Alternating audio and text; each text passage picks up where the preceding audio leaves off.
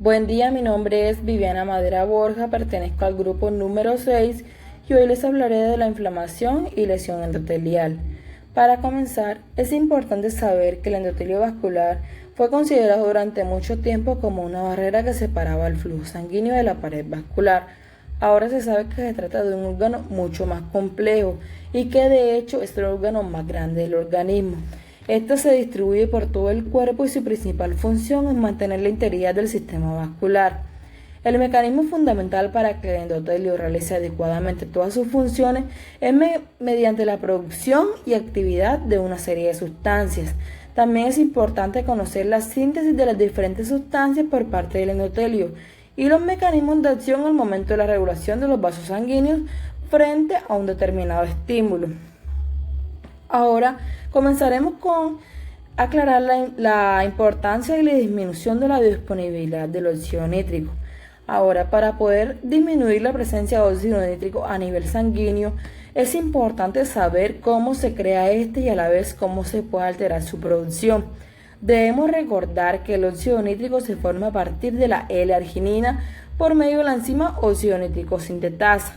Esta puede ser endotelial, neuronal o inducible, siendo la endotelial y la inducible constitutivas. La endotelial la vamos a encontrar que se expresa a través del calcio y la inducible se va a expresar a través de la citocina o de la inflamación. Ahora, el óxido nítrico se forma a partir de la L-arginina por medio de la enzima óxido nítrico sintetasa, pero este va a utilizar como cofactor al flavimononucleótido. El óxido nítrico a nivel sanguíneo puede formarse a través de tres mecanismos que son de gran importancia, con los cuales se puede regular el óxido nítrico a nivel sanguíneo. El primero podría ser los derivados de la L-arginina, el segundo la unión del óxido nítrico con radicales superóxidos y como tercero podríamos mencionar una parte genética. Seguiremos hablando de los derivados de la L-arginina. Mencionaremos dos de gran importancia, como lo son la N-monometil L-arginina y la N-N-dimetil L-arginina. Estas derivadas de la L-arginina no son más que antagonistas del óxido nítrico sintetasa. Estas sustancias antagonistas se unen al receptor, lo inactivan y evitan la unión del agonista. Estos derivados se encuentran presentes a nivel sanguíneo, solo que se encuentran disminuidos. Entonces se dan una competencia por el sitio activo de la enzima óxido nítrico sintetasa. Ahora bien, ahora hablaremos cómo la enzima óxido nítrico sintetasa se comporta cuando hay presencia de un inhibidor y cuando se da la ausencia de este. En la parte superior podemos observar que cuando no está presente el inhibidor, encontramos de color verde un sustrato llamado L-arginina que se va a unir a la enzima a través del sitio activo. Estos se unen. Se produce una catálisis y se obtiene la liberación de L-citrulina y de óxido nítrico. Pero en la parte inferior, cuando hay presencia de un inhibidor, es decir, cuando hay aumento de los derivados, nos damos cuenta que estos pelean el sitio activo de la enzima. Por tanto, se habla de una competencia por la enzima. Y como hay mucha presencia de estos inhibidores, no va a permitir que la L-arginina se una y se dé la producción de óxido nítrico. Aquí nos podemos dar cuenta que los inhibidores se unen al sitio activo y cuando viene a unirse la L-arginina, esta no se puede unir porque hubo antes un antagonista que se adhirió primero a la enzima. Por tanto, no puede permitir la unión de la L-arginina.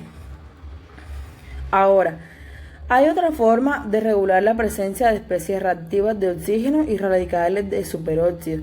Pero se debe tener en cuenta que a nivel mitocondrial, específicamente cuando se habla de las cadenas de electrones, se van a formar muchas especies reactivas de oxígeno. Estas son moléculas que poseen en su última capa de valencia un solo electrón. Entonces se busca estabilidad de las uniones con otras moléculas por medio de enlaces. Entonces, ¿qué va a pasar? El óxido nítrico une este tipo de moléculas que tienen en su capa de valencia un solo electrón y por tanto es muy reactiva y llama hacia él muchas moléculas menos electronegativas. Tenemos diferentes especies reactivas de oxígeno como el superóxido, los peróxidos y los radicales hidroxilo. En este caso tenemos como ejemplo que cuando el óxido nítrico se une al superóxido se va a formar lo que se llama el peroxinitrilo. Cuando este se forma, ya el óxido nítrico va a perder todas sus cualidades químicas y por tanto ya no tenemos la presencia de este vasodilatador y por tanto no se va a producir en el organismo la inducción de la apoptosis, se va a producir la nitración irreversible de las proteínas y también se va a dar la inactivación enzimática y el daño del DNA. Por tanto, cuando hay presencia de especies reactivas de oxígeno en el organismo, como son radicales libres, se produce una disminución de óxido nítrico a nivel sanguíneo porque éste tiende a unirse a esas moléculas para buscar estabilidad.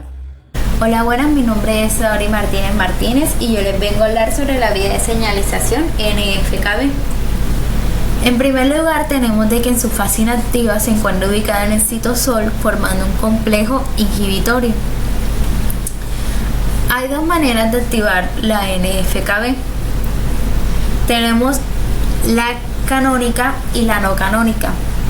La no canónica también puede ser conocida como una vía alternativa. Ahora bien, hay que tener en cuenta que para que esta vía de señalización pueda darse, hay dos citocinas muy importantes que se tienen que tener en cuenta. La primera es la interleucina 1, que actúa como respuesta a infecciones o a cualquier otro tipo de lesiones que se pueda tener. Al tener la presencia de interleucina 1, esta lo que va a ocasionar es fiebre. La segunda citocina que tenemos es el factor de necrosis tumoral, que intervienen en la inflamación y en la apoptosis, que sería la muerte celular. Ahora bien, cuando hay un incremento de estas dos citocinas, lo que provocará es la activación de receptores de TCR y TNFR, como lo podemos ver en la esquina superior izquierda de la imagen. Lo que hará es que ellas atraviesen la membrana celular, activando así la proteína IKK, que va a convertirse en IKB quinasa. Lo que hará la IKB quinasa es la fosforilación de la proteína IKB. La IKB pasará a convertirse en dos moléculas de serina que posteriormente serán degradadas por los protosomas. Ahora bien, el factor nuclear IKB entrará al núcleo de la célula. Cuando esto esté ocurriendo, van a pasar unas uniones de cofactores y coactivadores que producirán la duplicación y la división dentro del núcleo de la célula. Cuando se salga del núcleo de la célula, pasará a la fase de reducción y esto hará la reacción de proteínas como lo serían la BCAM, la ICAM y la S-lectina, que ayudarán a los procesos de inflamación. Ahora pasaremos a hablar de la BCAM, ICAM y la S-lectina en la inflamación y adhesión del leucocito al endotelio. Bien, la S-lectina, estando en presencia de inflamación, lo que hará es adherirse al leucocito que esté circulando por el torrente sanguíneo. Lo que harán estos dos será pegarse en la parte superior del endotelio o donde esté ocurriendo la inflamación o la ruptura o lo que haya en ese momento. Lo que esto hará es la activación de la BCAM y la ICAM, lo que producen que estas moléculas se desprendan del endotelio. Y es cuando empieza a dar una importancia clínica, debido a que cuando se presenten los exámenes, a la hora de recuento se va a producir un alto recuento de leucocitos que indicarán que se encuentran en un proceso inflamatorio. Y como se dijo anteriormente, a la presencia de la citocina interleucina 1, que producirá fiebre, esto lo que dará es una mayor idea de que se tiene un proceso inflamatorio. Hola, buenas, mi nombre es Ana María de Jesús Madera Espitia y yo vengo a hablarles acerca de la trombomodulina en la membrana endotelial. Bueno, principalmente vamos a tener que la trombomodulina del endotelio se une a la trombina y este complejo va a dar la activación de la proteína C, que ésta suprimirá el proceso procoagulante. ¿Qué queremos decir con esto que acabo de mencionar? Principalmente vamos a definir los conceptos para luego dar una definición total acerca de la imagen.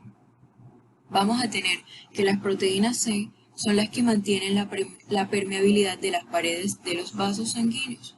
Van a regular la anticoagulación, la inflamación, la muerte celular o diapédesis, y estas proteínas van a ser secretadas en el hígado. La trombina va a participar en el proceso de coagulación sanguínea, y la trombomodulina, que es un anticoagulante, se une con la trombina y esta va a realizar una acción formando un complejo llamado trombina-trombomodulina. Esta se va a encontrar, como en esta imagen lo podemos observar, en la membrana de la pared vascular. ¿A qué queremos referirnos con procoagulantes?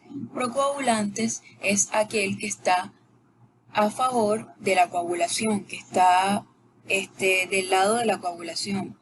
Entonces, con suprimir hablamos de desaparecer, es decir, que en este proceso la proteína C activada va a suprimir el proceso procoagulante, es decir, va a desaparecer el proceso de coagulación, va a mitigar este proceso.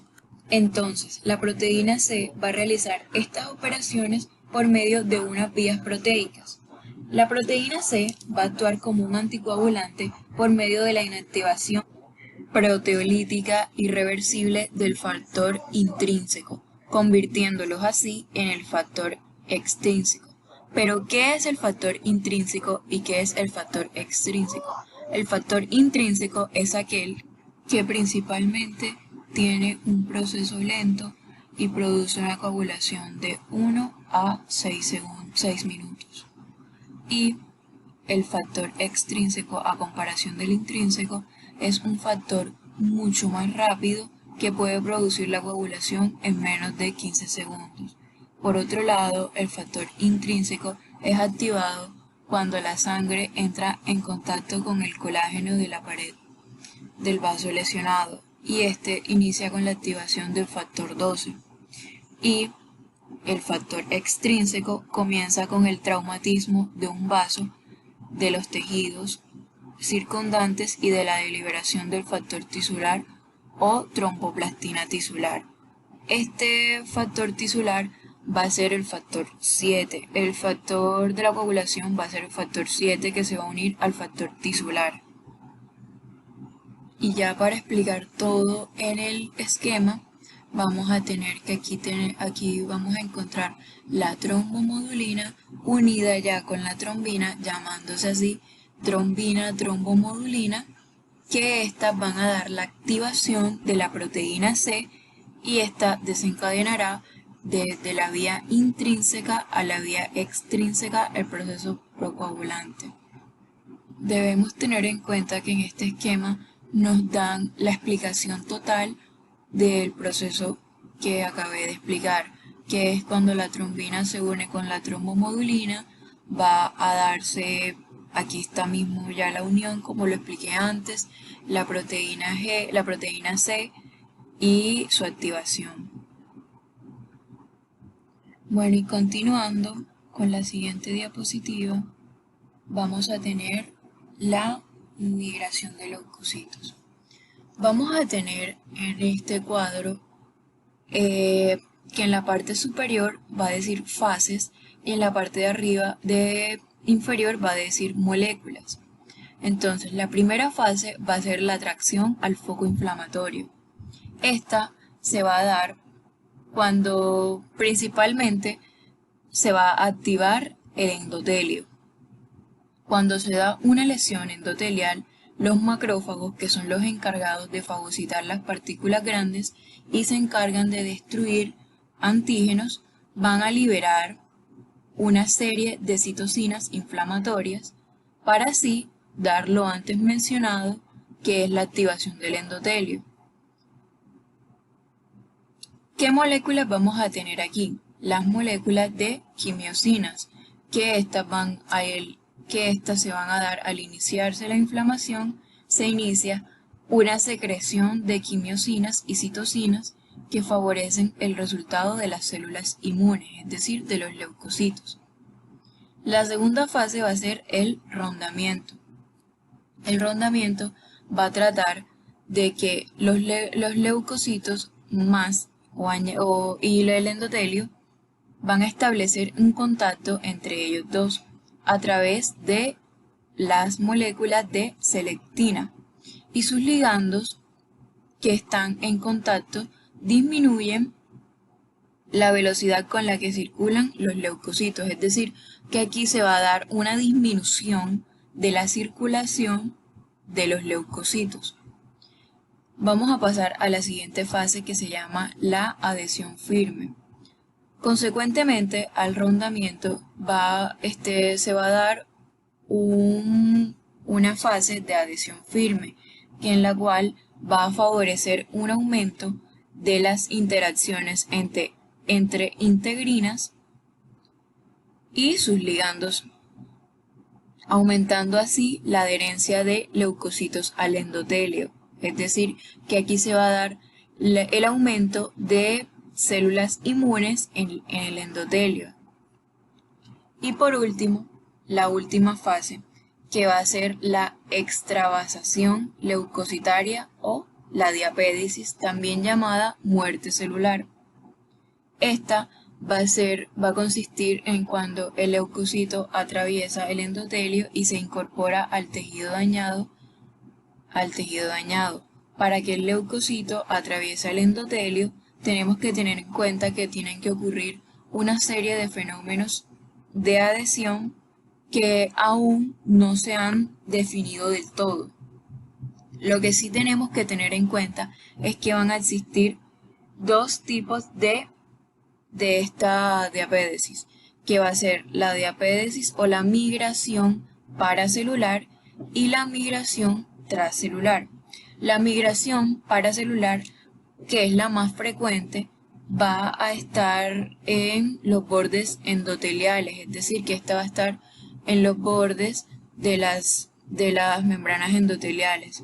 Y la transcelular, que es la que va a estar entre las células endoteliales. Esta se va a desplazar a través de las células endoteliales.